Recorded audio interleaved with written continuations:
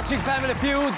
Pistang-pista po talaga sa papremyo at saya ang ating episode dahil with us are women who ride na magagaling ang ating biker babes. At sila ang OG rappers ng grupong Salbakuta. Now, balik po tayo sa game. Ang nakakascore pa lang ay ang Salbakuta. May 89 points sila sa round 1. Sa second round, si Steph. Steph, ready? Mad Killa, let's play round 2.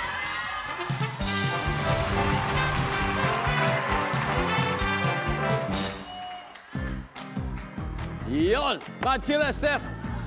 Di, alam niyo po, alam mo si Steph, matagal-tagal na rin po nagmumotor. Steph, ano ba ang maipapayo mo sa mga magsisimula pa lang na magmotor ngayon? Lalo na siguro sa mga kababaihan, Steph. I think mahalaga na alamin mo kung ano muna yung motor na kaya mo. So, it's okay to start small. And then, as you progress, then doon ka na mag-move to bigger bikes. Isa pa din may papaya ko kung kaya niyong pag-aralan or mag-enroll sa isang magandang school na para matuto magmotor, do so. Right? Tsaka huwag niyo din kakalimutan yung safety gears. Yun nga pala, siyempre. Siyempre, di pwede walang safety gear. Para siyempre, ang Salbakuta, pag sinabing fundamentals of rapping, kayang-kaya nila ituro yan.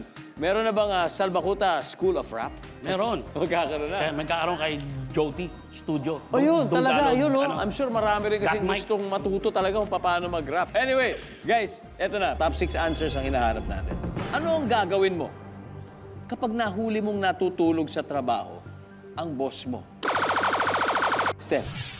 Gigisingin ko. Sige nga, paano mo gigisingin?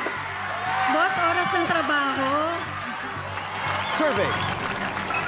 Pwede.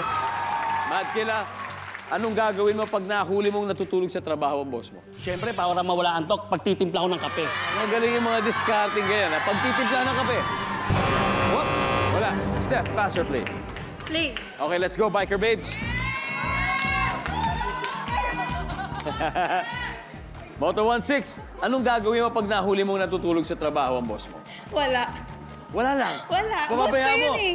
Nakakatakot na kapag galitan ako. Wala naman, no? Tama. Tama. Good point over there. Wala.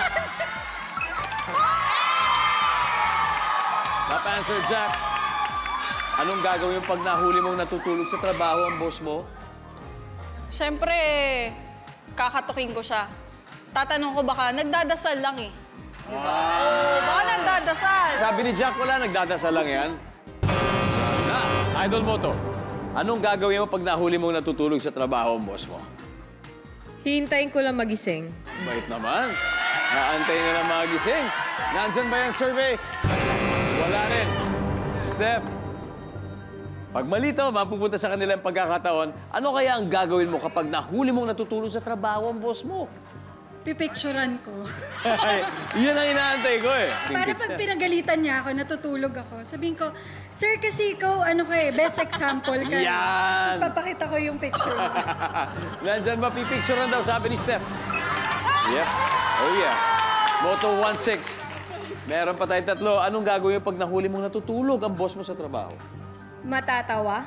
Matatawa ka lang. Matatawa ko. Ganyan tawa. Ganyan. Si boss natutulog, oh. Survey says... Oh, ito na. Salbakuta. Meron pa tayo dito. So, marami-rami options natin kung sito. Ano kaya? Ano kayang gagawin mo pag nahuli mong natutulog ang boss mo sa trabaho? Kakatok sa pinto. Kakatok? Okay. Joti. Tatanungin ko anong oras sa meeting niya. Tatanungin ang ano oras sa meeting? Mad Killa. Okay. Mamasahihin. Mamasahihin. So, kanina, pagtitimpla ng kape, ngayon ang mamasahihin. Charlie Mac. Mga agaw na sagot. Anong gagawin mo, Charlie Mac, Isa pa, kapag nahuli mong natutulog sa trabaho ang boss Siguro, mo? pinaka-the best na yung imasahe ko. Siguro, pagod eh. So, boss, masahe. Tapos, sabay bigay ng kape. Mamasahin natin si boss. Boss. Boss, increase naman dyan. Dahil dyan ba ang mamasahihin?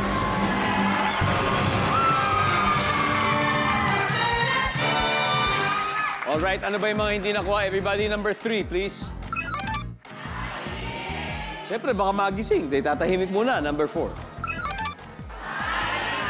Pagagalitan mo si boss. Sige nga. Sige nga. And finally, number 5. Natulog din, oo, pwede. Pwede bang siya lang?